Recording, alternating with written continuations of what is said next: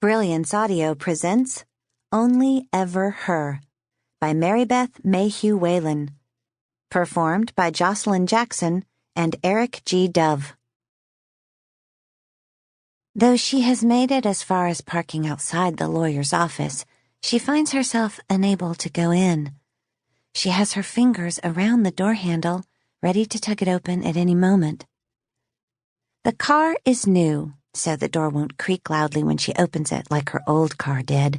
Ah, the Jetta, may she rest in peace.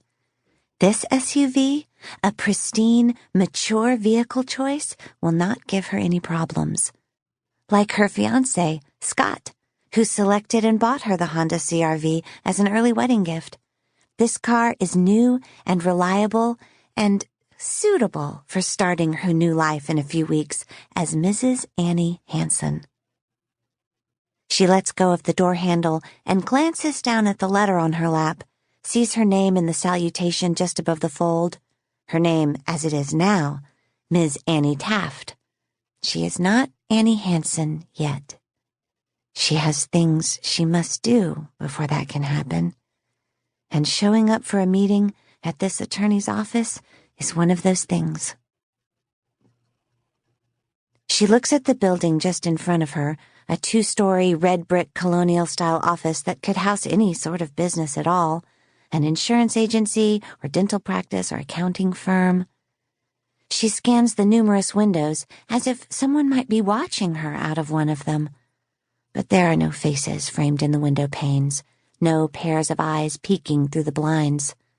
No one is even aware she is here. She didn't call to make an appointment, even though the letter had suggested she do so. She wanted no guarantee the attorney would have time for her. All the better if he told her to come back, and then she just never did. She's going to be very busy in the coming days, after all. She will scarcely have time for anything besides preparing for her wedding. Then she can tell herself and anyone else that she tried. She can say she did the right thing. Annie cares very much about doing the right thing. It is a part of who she is. But what is the right thing? That is the question. In her head, her Aunt Faye starts to speak, reiterating what she, Faye, thinks is the right thing, which is not what Annie is now doing, for the record. Some people hear their mother's voices in their heads, but Annie hears her aunt's, the closest thing she has to a mother. Annie quiets Aunt Faye's disapproving voice by distracting herself. She checks her makeup in the visor mirror, smiling to make sure there isn't any lipstick on her teeth.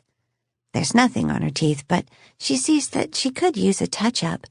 She's chewed at her bottom lip so much that the lipstick she applied this morning is mostly gone. She gets her cosmetic bag from her purse and plunks it right on top of the letter, hiding it from sight.